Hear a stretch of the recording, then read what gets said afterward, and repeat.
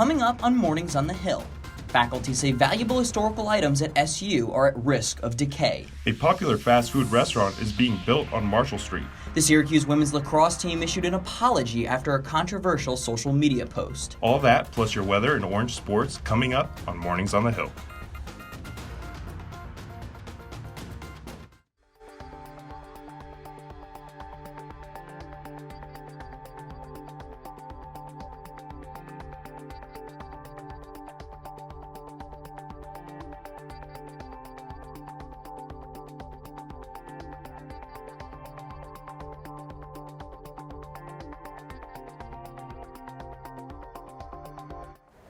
Good morning and welcome to Mornings on the Hill. I'm Samantha Croston. And I'm Natalie Fahmy. Here's what you need to know this morning.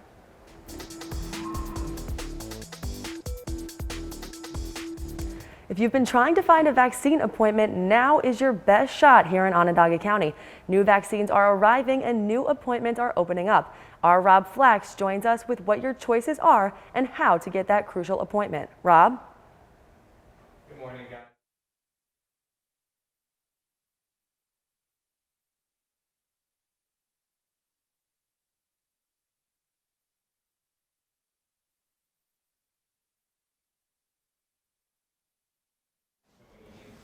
I had a teacher.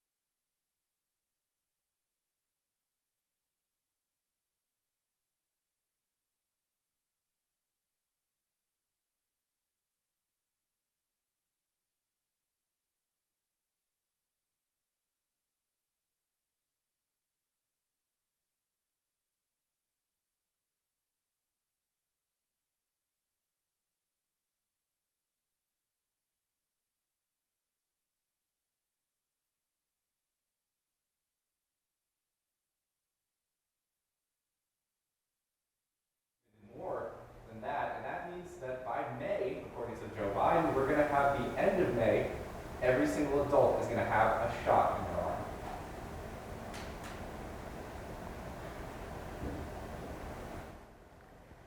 Thank you, Rob. And while Biden announced that end of May timeline this week, 2 states announced they will be ending their mask mandates and completely opening up their states. Texas and Mississippi getting rid of capacity restrictions and mask mandates. We'll see if that end of May vaccine timeline still holds. The Carrier Dome will also be regularly available to students throughout the semester starting next Tuesday. In addition to serving as a classroom and COVID-19 testing center, Syracuse University announced the dome will be set up like an indoor quad. The space will give students a chance to study or socialize on certain days each week. Socially distanced areas will be provided and masks must be worn at all times.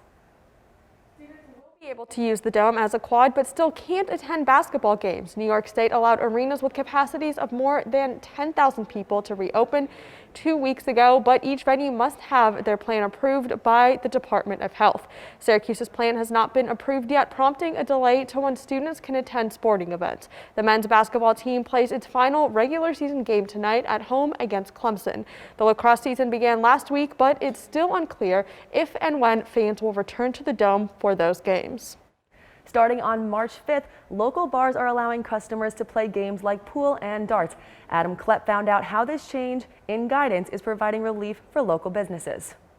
Well, it's widely known that restaurants across the country are struggling during the COVID-19 pandemic. Many people forget about the subsidiary businesses that rely on the health of the restaurant industry. One of those is Doc Hillmeyer's family business, Stanton Automatics, which supplies pool tables, dartboards, and other games and accessories to bars around central New York. Doc said it was a challenge to get people to even recognize the hardships his business was going through. As we were calling our senators and our representatives in the area, we had to explain that we were actually a business. Doc said most of his revenue this past year has come from ATM machines and jukeboxes, but with games being allowed to return to bars on March 5th, Doc is hopeful he can return some of the pool tables and dartboards that he had to remove during the pandemic. So we have received multiple phone calls over the last week about bringing some pool tables back, but not nearly the 50 or 75 that we've picked up, just because, the bar and restaurant capacity is only at 50%.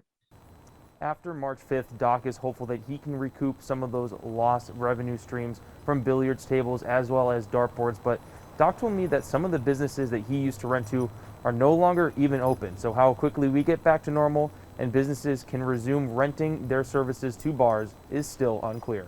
Adam Klepp, Mornings on the Hill.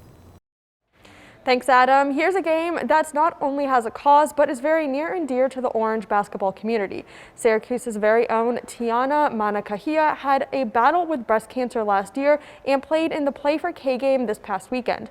The women sported new custom uniforms made by a current Syracuse student. Our Kathina Montgomery has more on this story. On February 28th, senior Noah Hammerman quite literally saw his designs come to life. Noah is a senior at Syracuse University studying graphic design, and he is the first student designer to ever collaborate with Nike, making custom uniforms not just for a game, but for a cause. I was able to sit down.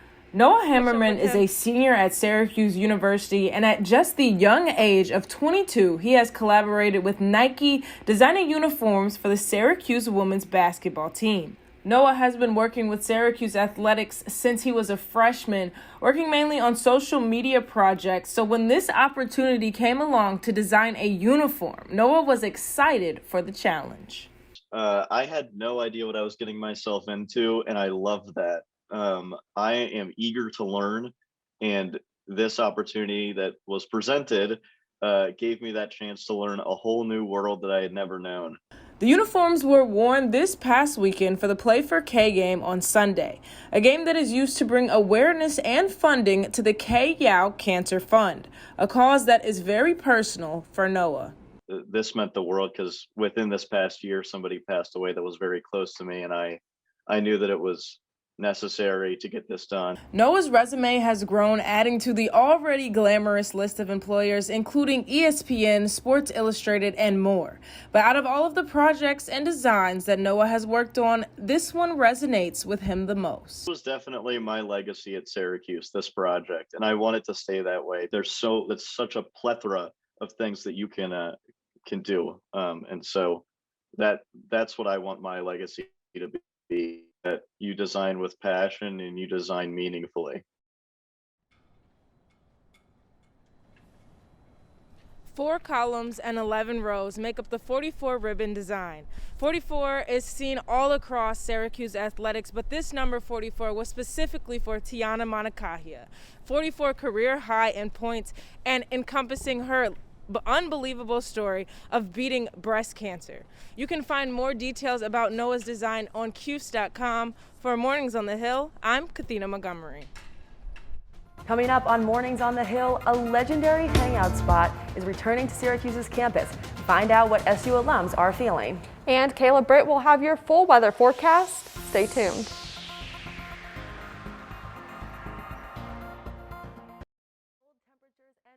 Conditions over the last couple of days. Caleb Britt joins us live for weather. Caleb, how long will it stay like this? Good morning, Sam. These conditions aren't going anywhere anytime soon, so don't be too quick to put up those snow boots or that jacket. So let's take a quick look at the 5-day forecast. Right now we're sitting at 37 degrees, and we'll see that rise to about 41 degrees today with a chance of snow or rain. And then we'll see those temps drop tomorrow. We'll see a high of 28 and a low of 16. You may also see some flurries in the morning. And then going into Friday, we'll see a high of 28 and a low of 20 with no snow or rain in sight, but it's Syracuse, so that might change. And then going into the weekend, we'll have a mostly cloudy day on Saturday with a high of 28 and a low of 19. There may be a couple of snow flurries in the morning, but overall it's going to be a cloudy day. And then we'll see the sun come out on Sunday with the high of 34 and a low of 19. You may see a few clouds on Sunday as well, but again, the sun will be out, so be a great time to get out, maybe take some fun pics with the friends on Sunday. Now let's take a look at our neighbors. We see in Binghamton, Utica, and Seneca Falls, it's 26 degrees. In Oswego, it's 27 degrees. And in Rochester, it's 35 degrees. So we are all out here cold and shivering together, but that's what we do in Upstate. So please make sure that when you're out, please bundle up with your scarf, your jacket, and also your mask, of course. That's all I have for you right now. Reporting live from the Veterans Building, Caleb Britt, Mornings on the Hill. Thank you, Caleb. We have an update on the pending investigation of Governor Andrew Cuomo. A third woman has come forward against the governor. Anna Ruck says during a wedding in 2019, Cuomo made an unwanted advance towards her. Ruck told the New York Times that Cuomo put his hand on her lower bare back, which the Times said was exposed in an open back dress. Cuomo allegedly put both hands on Ruck's cheeks, and a friend of Ruck says she heard Cuomo ask if he could kiss her. Cuomo had his emergency powers removed by the state legislature yesterday. A legendary hangout for students will return to Syracuse's campus. Hungry Chuck's, known for its graffiti wall and cold drinks, will reopen soon, bringing back lasting memories for some SU alums. Our Troy Royce joins us live to share what some former students told him. Good morning, team. Back in 2017, demolition work was done to clear the alleyway that now separates the apartment complex The Marshall and campus bar Orange Crate. Left in that debris were bars like Hungry Chuck's, along with other many booming businesses at the time. But now with the return set for the fall, many SU alum are taking some trips down memory lane as to how they remember the famous Chuck's.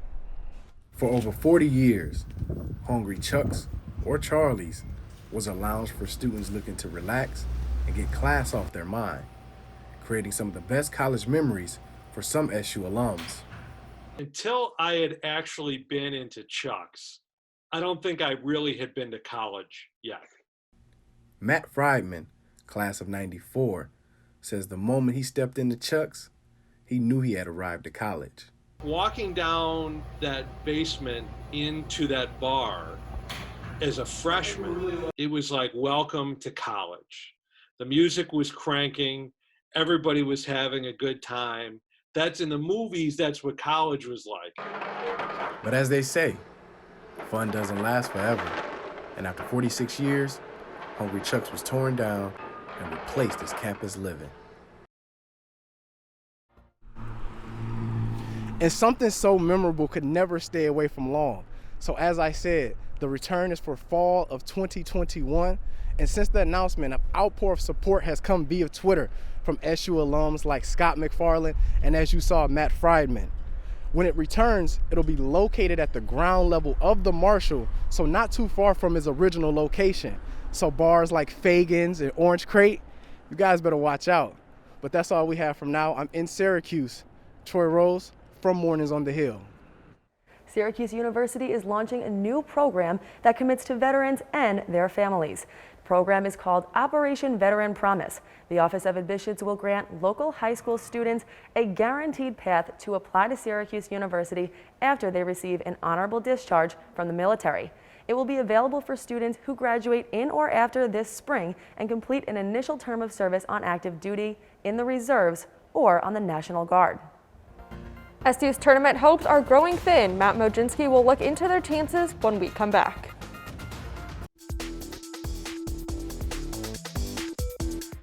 Good morning. I'm Matt Moginski with your Syracuse Sports Update. 621 days. That's how long it had been since Tiana Mangakahia was first diagnosed with breast cancer. The Syracuse Star Guard had multiple rounds of chemotherapy among other procedures, and while basketball became secondary, she never lost her love for the game, even through all the trials and tribulations of surviving cancer. So on Sunday, when Mangakahia laced up her shoes one last time in the Carrier Dome, it was only fitting that it was the Play for K game. Of course, the name for the game in honor of Kay Yao, the former NC State Wolfpack head coach. And why not? Tiana with the triple to open things up. The Orange trailed by just 3 after the first quarter. Second half now, it's Mangakahia again with the hesitation leading to the easy layup. Cuse ahead by 1. Things started to get interesting late. SU on a 10-0 run, and off the save, it's Kiara Lewis from deep. The Orange lead by 1. But State showed why they're the number 2 team in the country off the out-of-bounds play. Syracuse gets the block, but the Wolfpack recover, and that would be the dagger. The Orange come up short 68-61. On Monday, the Syracuse Orange men's basketball team hosted North Carolina in a pivotal matchup to keep the Orange's NCAA tournament hopes alive. Tar Heels up 5 late in the first half as Kadari Richmond finds Buddy Boeheim for the triple, and that would get things started. Boeheim on the next play gets the pass from Marek Dolezaj for another 3 as the Orange take a 6-point lead into halftime.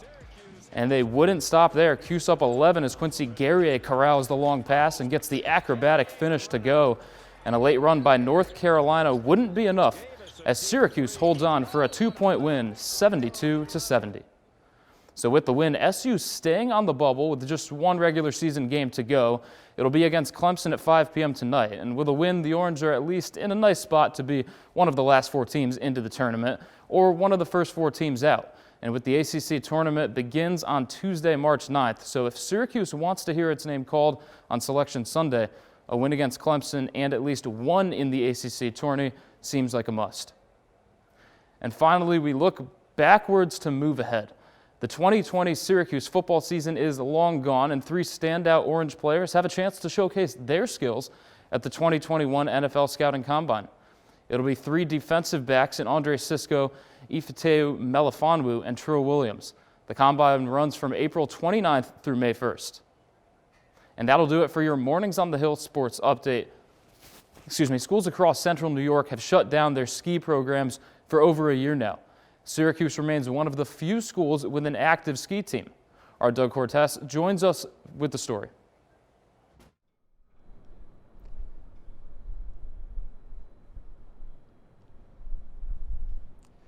Thanks, Matt. Syracuse normally competes in the U.S. Collegiate Ski and Snowboard Association against teams like Ithaca, Binghamton, and Cornell. But this year, with the cancellation of the season due to COVID-19, the players are just happy to get back on the mountain. All the other schools who we usually race against aren't allowed, administration isn't allowing them to leave their campus at all. So, we kind of feel lucky that we're able to still get out there and get on snow. The Syracuse ski team hasn't hit these slopes for a competitive race since last March. For senior Taylor Nolan, that means missing out on her top goal. I think it being senior year was sad to I wouldn't have a last season and to make it to nationals. We found out nationals was canceled back in November, so we knew pretty soon that it was we probably weren't going to have a season. The ski team still practices and does mock races with Colgate, but for Nolan, COVID took away the best part of any sport. Being able to compete against so many different schools and seeing a lot of familiar faces throughout the year, and now we don't have that. One of the main differences in these mock races is that the teams don't go down at the same time. Instead, one team will go, then the next team will go, and the fastest time wins the race. The Syracuse ski team is back in action this weekend against Colgate at Toggenburg Mountain. Reporting live in Syracuse, Doug Cortez, Morning. And now that'll do it for your Syracuse sports update here on Mornings on the Hill. I'm Matt Majinski. Sam, back to you. Matt, thank you. Syracuse Trivia Company live hosts virtual and in-person games throughout each night. You could be this week's winner. Stay tuned after the break to see how. A local Syracuse company is giving people the chance to win prizes by putting their knowledge to the test. Sally Walkup is live to tell us how you could be the lucky winner. That's right. The Syracuse Trivia Company has been hosting trivia nights at local bars and restaurants every weeknight. Each night, the top 3 teams go home with a prize. This prize can be gift cards to the local restaurants or tokens like this that give your team 30 bonus points the next time you play. Bonus points are also awarded if a member of your team has a birthday, for giving them a shout out on social media, or donating to their charity of the night. The company's social media pages post trivia locations each day as well as picture clues. The pictures will be an answer to one of the questions during a round at the tournament. You can call ahead or show up. It's free and you can connect with others. If going to a restaurant isn't something you like,